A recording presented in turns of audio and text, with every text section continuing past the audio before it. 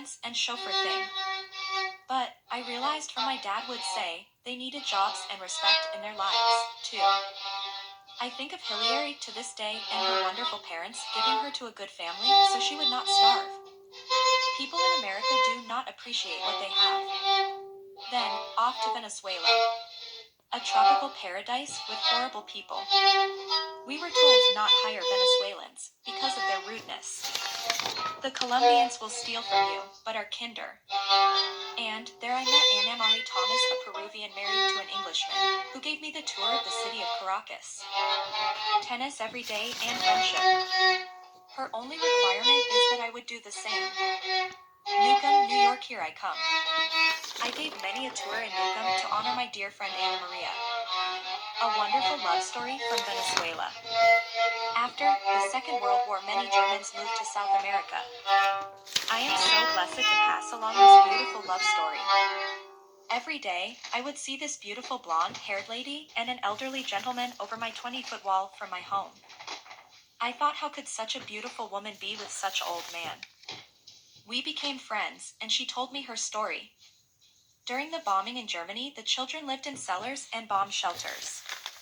She was about 12 years old.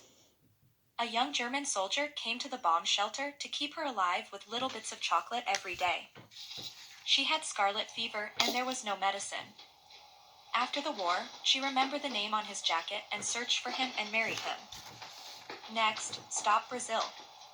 Wonderful mix of people like America.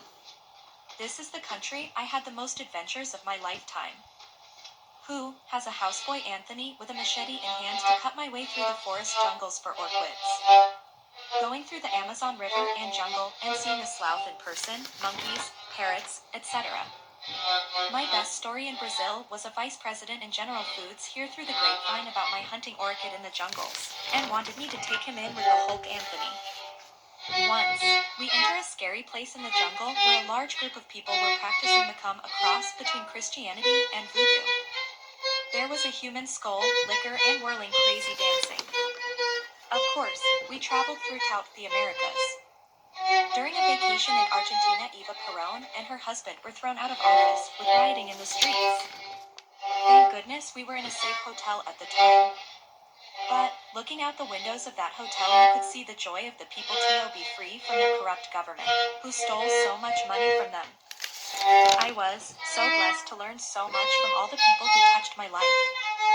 But, by moving so much you do not develop roots. Newcomb, New York, became my roots.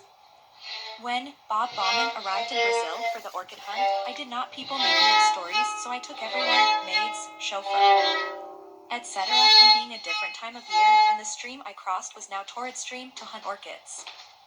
So, we had to pole vault the stream. Anthony, a hulk of a man with machete in hand, cutting through the jungles as he did for me many times before, almost hit Bob Bauman with the machete. I gasped.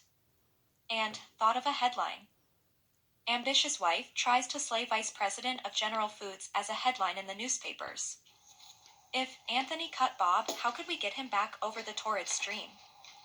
I asked Bob to stay back a little more. Bob found 50 new species of orchids. Live and learn.